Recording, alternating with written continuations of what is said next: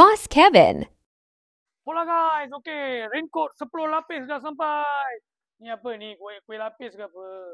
Agak-agak lah nak kelentong pun. Ada yang juga 3 lapis, 4 lapis. Mana ada 3 lapis, 4 lapis? Okey, buka tengok. Ini pun saya tak kira lapis tau. Ini satu layer liner saja. Hanya untuk bagi kita keselesaan saja. Kalau ada jaring-jaring lah. Ini kain lah.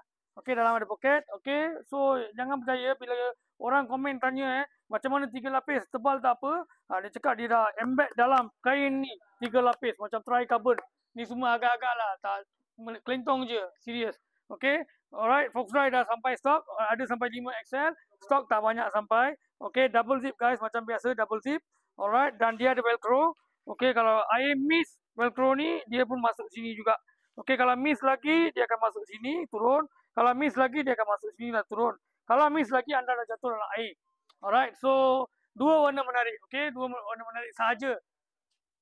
Okey, kain semi nylon tak panas. Kalau anda pagi nak pakai terus, pergi naik motor pun tak panas sangat. Alright, so memang macam ni lah, ada reflektor apa semua. So ingat, beli yang ori. Okey, ori sahaja daripada dealer yang sah.